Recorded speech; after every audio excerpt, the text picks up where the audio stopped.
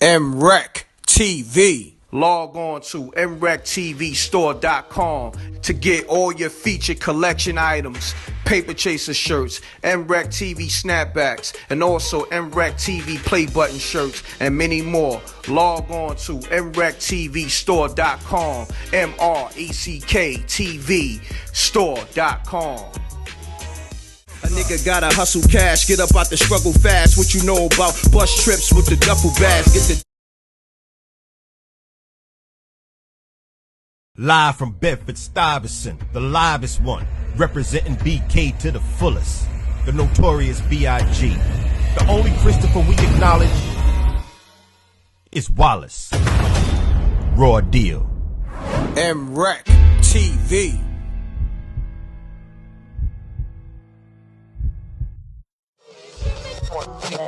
Puff came out and he grabbed my arm. Yo, Gene, we gotta pray. I say, pray for what? That nigga's dead. And walked out the hospital door. Raw deal. The last big night. Hey, this is Big Gene. I'm here with Wisdom Clear again. And my man m.reck TV is in the studio somewhere doing his thing. You know how he is. He'll pop up at any time. We're here to address the last big night. It's been a lot of situations going on, and people been working hard and diligently to try to get this thing out. So I'm at a situation right now that me, myself, I can't spend another dime on it. But me, myself, as a man, and my word is my bond, and back in the day, I get them from my nuts, I gotta give it like I'm supposed to give it. I put people out there, m.reck TV, Wisdom Clear, Jigger Fellas, they all help put this shit together. And I need to address what's actually going down and going to happen. So what we do, we're gonna do a 3-part series, and I'm gonna give you the documentary. And the reason I'm doing this at this point in time is this. If you would see the actual footage, I'm owe $100,000 in what they call m.reck TV. Footage in what you have to pay for, and I guess that's clearance fees. I owe $200,000 in opt-out insurance. You understand? And the much as I can get is $265,000 for the documentary. So I wasn't in this shit for the money, no way. I put my own money up to do this shit. You understand? It's completed, it's done. You understand? But it's gonna cost too much money. And then I still gotta look at this nigga Diddy, who might sue me for the fact of the matter, stuff is used in there. That's why the opt-out insurance got to be paid. That's why all these clearance fees got to be taken care of. But I don't give a fuck. I'm going to give it to you 100. I can sit right here, tell the story, tell everything I need to tell to get this shit off my heart. And that's what I'm going to do. You understand? You ain't going to see nobody dancing in those silver suits. You ain't going to see you ain't gonna hear the big song that we was trying to get clear. You ain't gonna hear none of the heavy D thing, because the last big night wasn't only about Big's death. It was about my start in the security business. You understand? It was about how I save people that you love, that you hear, that you see lives. You understand? How I put myself out there and I brought people together who wouldn't be together today. You understand? If it wasn't for me bringing them together, talking and letting them see what they need to see, how they can make more money together than they do fighting apart. You know, the people know who I'm talking about. The people who doing videos and songs today. m.reck TV. That I care not to mention their names. They know it was because my conversation with them that they got a chance to mend their ways with each other. But we're not here for that. We're here to find out about the last big night. So I'm not going to go into the documentary of my start in this game. What I'm going to do is I'm going to go from where me and Wolf was about to go out to Cali.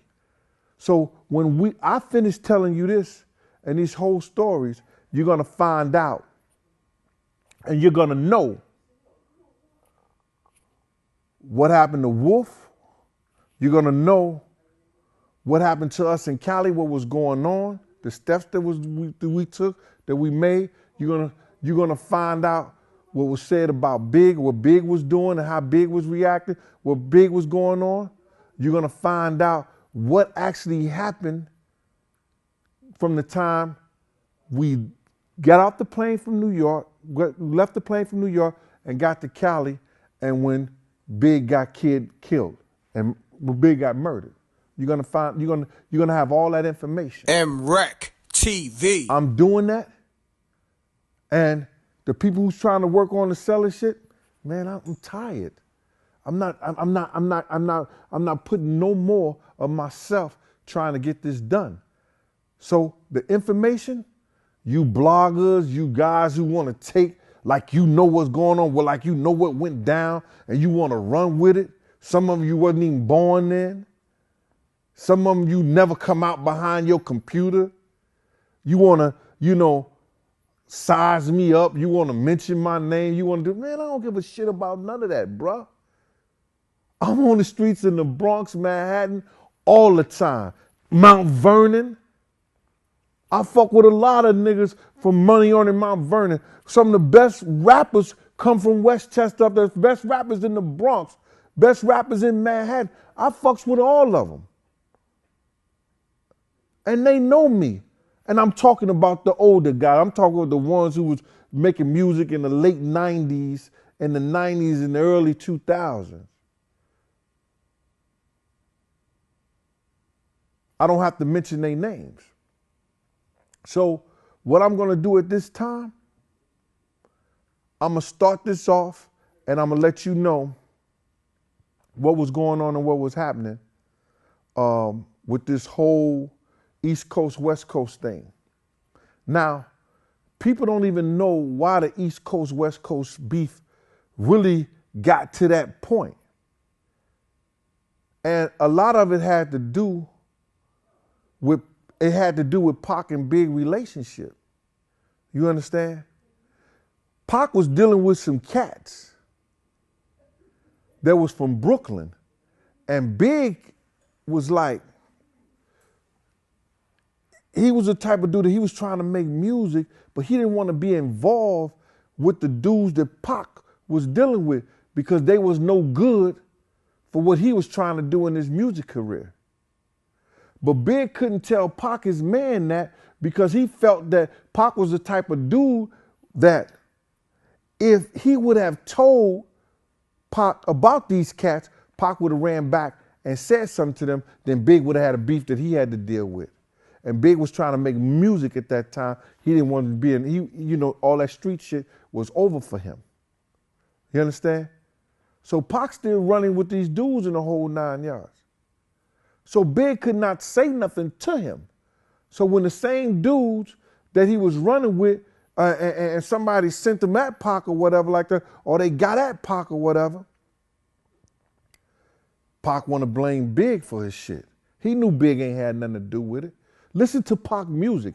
He pours his heart and he tells his stories in his music. You understand? And one of the stories, he tells of the guys who went at him and why they went at him. You know the song. And if you don't, do your history. I'm not giving it to you. Look at his shit. He'll tell you who shot him, why he was shot. He say key things and everything. So now, Big and him got a little problem and everything like that. But the problem start with Puff and Suge. One day we was somewhere, I think we were downtown, and Wolf brought this magazine to Puff. And it had his baby mama and his child in there with Suge. And the caption on the magazine said, what the East Coast won't take care of, the West Coast will. What the East Coast won't take care of, and the West Coast will. And it was Suge Knight with Misa, Puffy baby mama, and she had Justin in her arm. This shit pissed Puff off like crazy. This motherfucker almost popped a vein in his neck. He called Misa and she was everything but a child of God. M.reck TV. So Puff was livid. He was going crazy behind that shit. So it was never no talking to Suge and Pac them about stopping all this bullshit, because when they had guys that could have stopped it and they had meetings about it to come together, he was never going to come to the meeting no way. He never was going to be a part of it because he felt like he would have to owe somebody something for stopping it.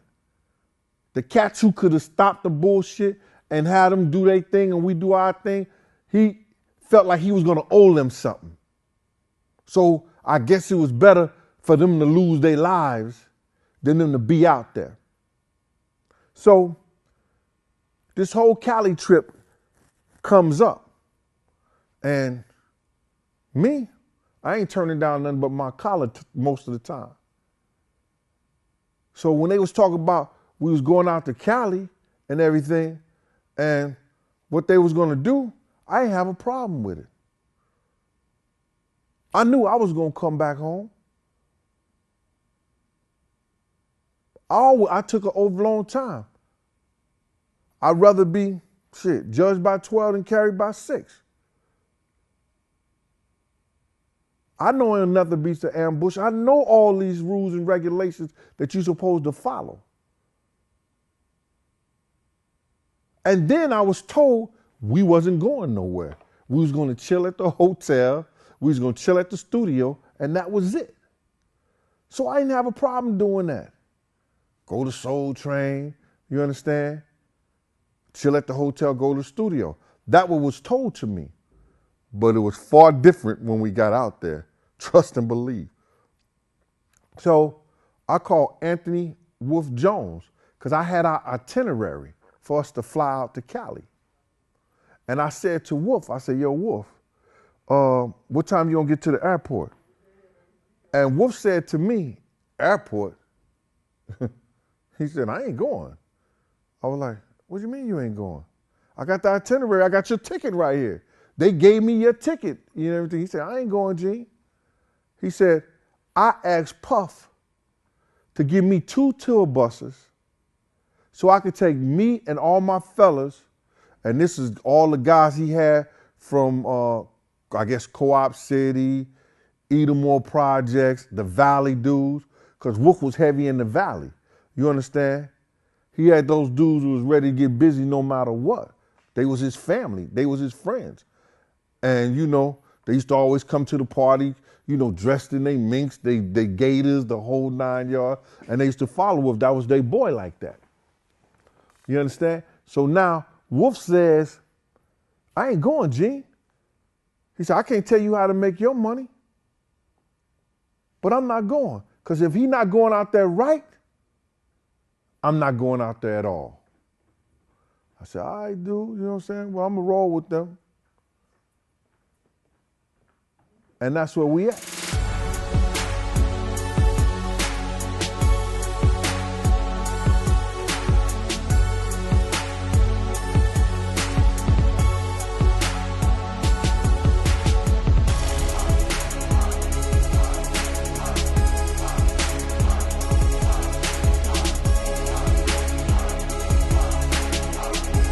So, me and Diddy get on the plane. We're headed to California. He gives me his briefcase, takes his seat in first class. I go to coach.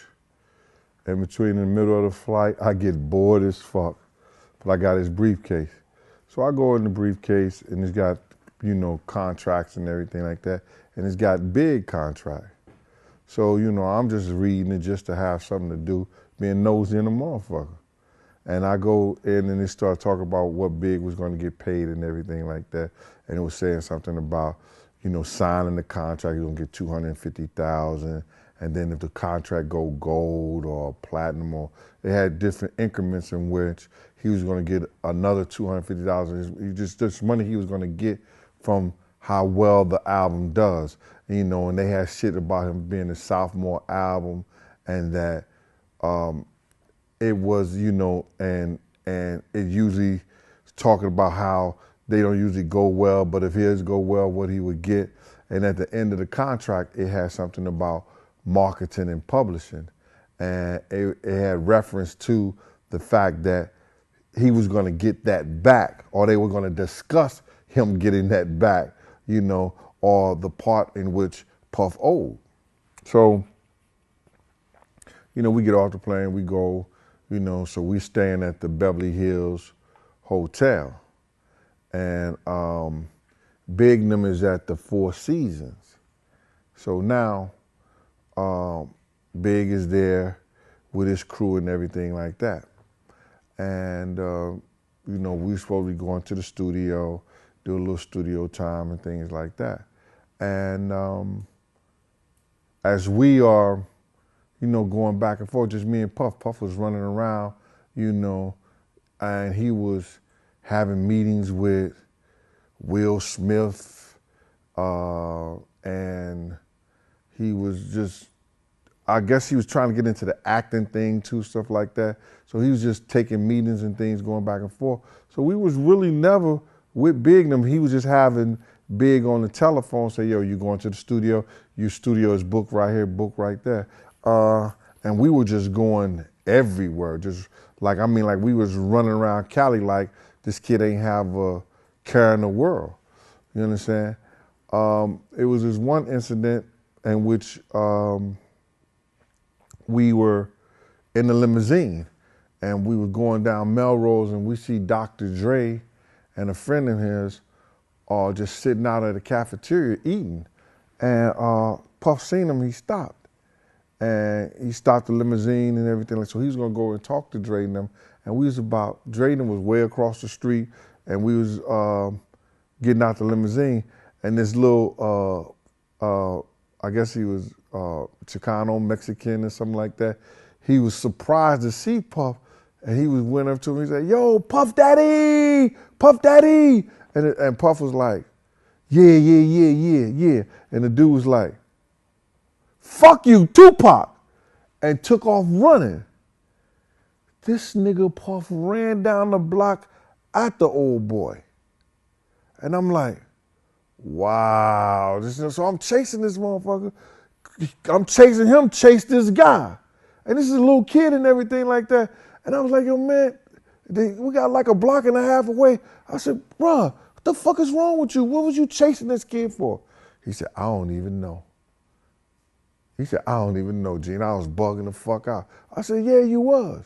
So we went across the street, got back up there, went across the street. We talked to Dr. Dre and them. You know what I'm saying? We left.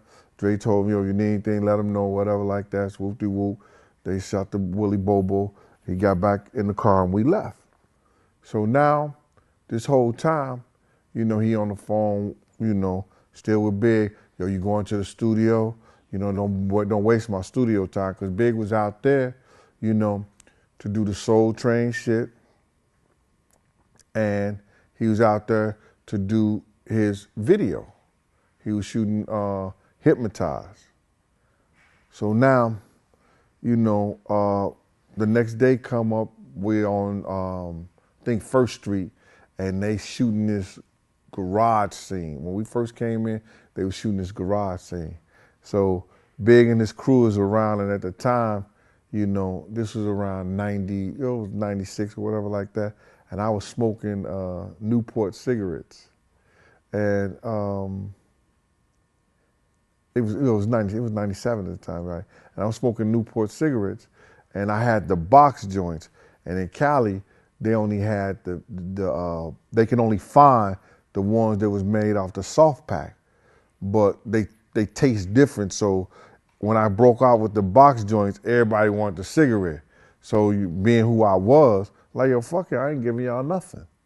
And the Big was like, yo, Gene, give me a cigarette, man. I said, man, I ain't giving you nothing, bro. And just took a hit off the cigarette and then just looking and laughing at these niggas. And then now, you know, Puff don't like cigarette smoke, so he see me smoking. Yo, Gene, you smoking? Nah, I ain't smoking. Put it out. But Big could smoke.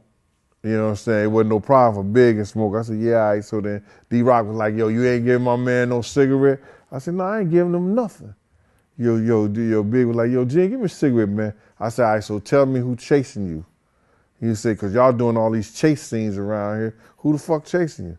And nigga just came out the top of his head and he said, yo, them face lawyers, they looking for some child support. And then all the niggas, all their crew started laughing and shit like that. And I was like, yeah, all right. Gave the nigga a cigarette. So now we go down to the street level and they doing it with the motorcycles and everything like that. We come out the garage because they finished shooting that garage scene where, you know, Puff and Big, and then they say, oh shit. So then we go to the street and we shoot the street level. So on the street level, I get a phone call, you know, and I get a phone call and it's Dawn Farrow. I knew Dawn, you know, because she used to come always Puff parties, and Puff used to, you know, like fuck with her back in the day. Whatever, whoop-de-whoop, however they did it, you know, Puff used to be with her, you know, when she come to New York or whatever like that. So we was shooting the street scene, and then I noticed wasn't no motherfucking security. I'm like, you got the camera people and everything like that. You had me, Paul, and like 2 other guys, and we shooting a major video in Cali. So I called Kirk Burrows. At this time, Kirk Burrows was the president of Bad Boy. You understand? Where Puff was the CEO, Kirk Burrows was the president. And I was like, yo, Kirk, you know what I'm saying? You know we in California and ain't no motherfucking security. He said, yo, Gene, I'm gonna get back with you and everything like that. I said, yo, all right, man, get back with me.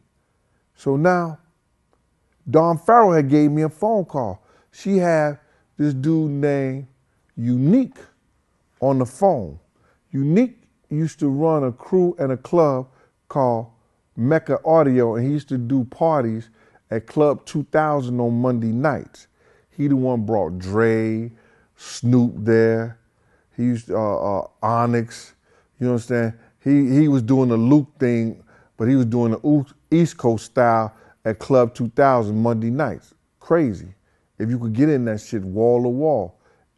So now, Unique calls me because me and Unique had a little thing, whereas that, you know, I would set him up and tell him how to do his security. I would never work for him because Unique had a wild bunch, man, and I was never putting myself in that position, you know, with him. But we was cool. He said, yo, Gene, you know, how many security, you know, he used to ask me questions, yo, what you think I'm gonna need, what this and that, and I'll say, yo, I'll look at it and I'll let you know. And, you know, he used it, he didn't. But we had another incident where him and Dougie Fresh, you know, had a situation, you understand? And that's where that song, Hey Ho, R.I.P came from, you understand? Enough respect for 112, with respect for the Mecca Audio crew. I squashed the beef between them two. I let them squash the beef themselves and let them come together, you understand? And I brought them together to squash the beef that they had. So now I get a call, Dawn got Unique on the phone. And Dawn said, I said, yo, what's up, Unique? He said, yo, Big G, what up? I said, I'm in Cali. He said, yeah, I know. Dawn told me, vest up. And the phone went dead. I said, oh, shit. So I called back and I said, yo, Dawn, that was Unique? She said, yeah, that was Unique. I said, I didn't know you knew Unique from Mecca Audio. You know, Waynesworth Hall. He said, yeah, I know him. I said, yo, he was telling me to vest up. He said, yeah, G, them niggas is coming to get y'all. I was like, oh, shit. So I called Kirk Burrows back on the phone. I said, Kirk, we in the middle of California and we ain't got no security. You understand? It's me, Paul, Kenny. You understand? And, you know, D-Rock, but that's Big's man. He ain't security.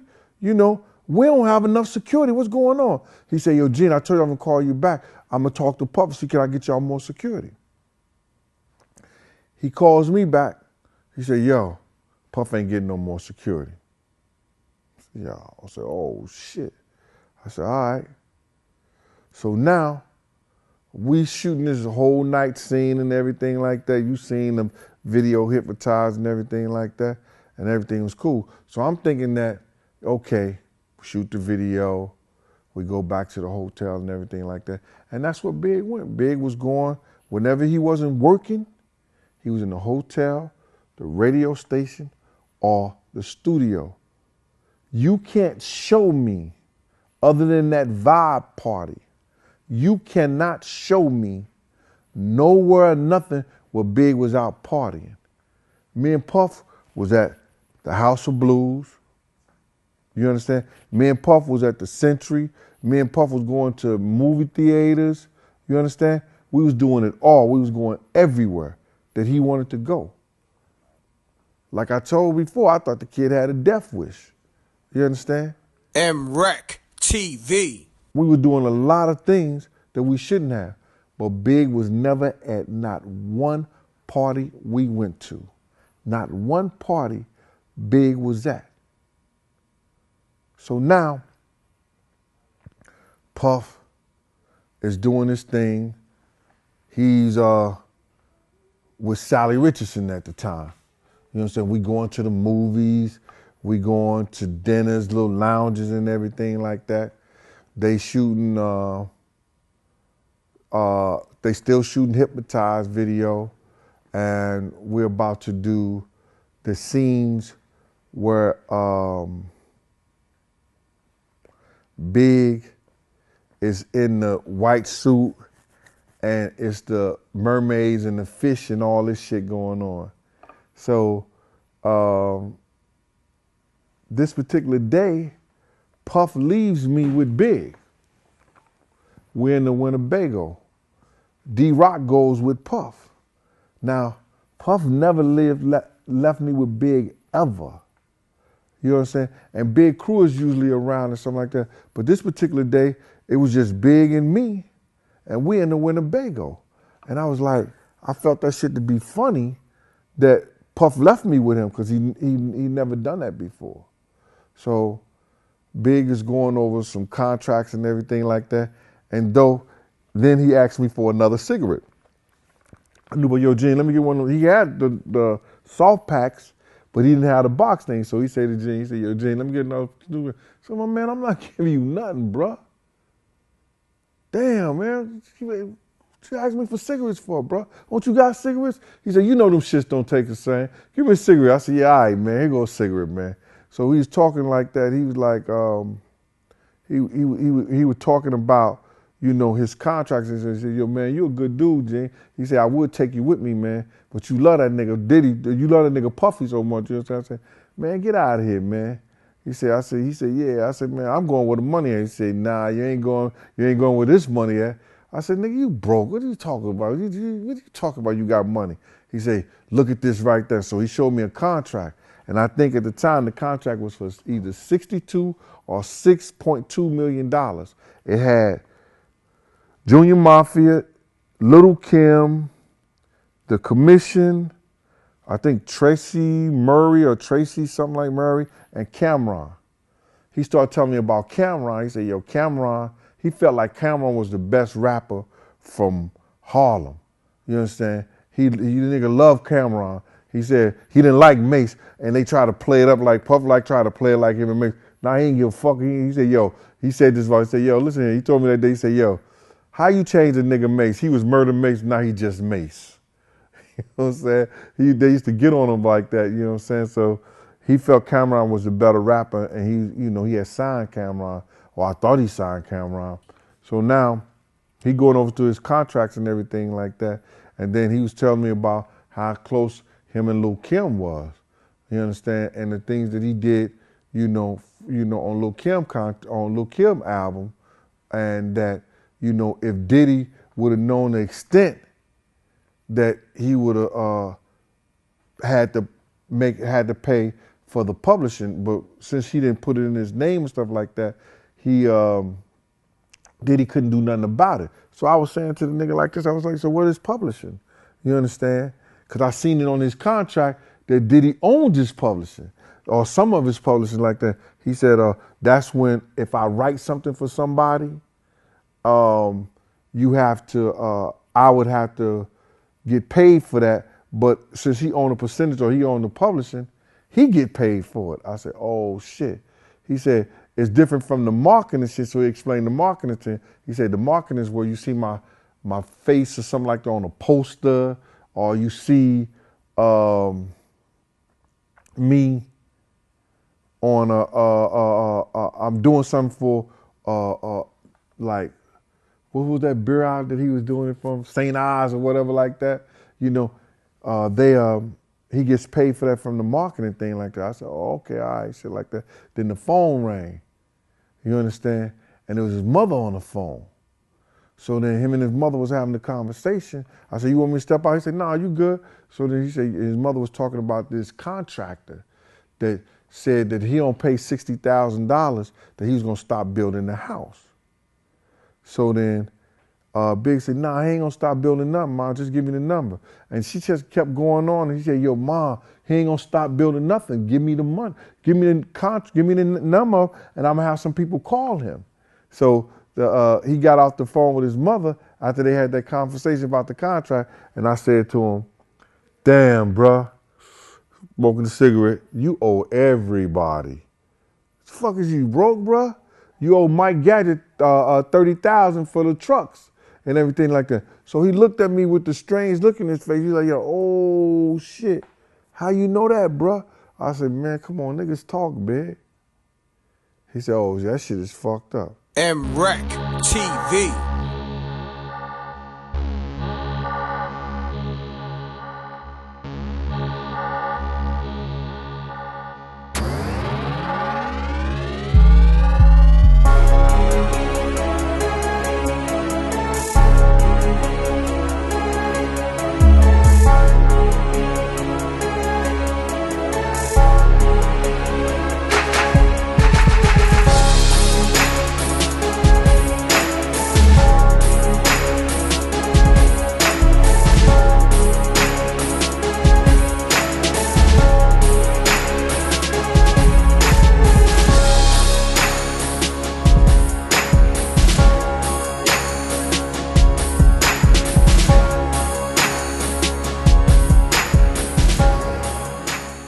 Log on to mrecktv.com to get all your featured collection items, Paper Chaser shirts, m.reck TV snapbacks, and also m.reck TV play button shirts, and many more. Log on to mrecktv.com, mrecktv store.com.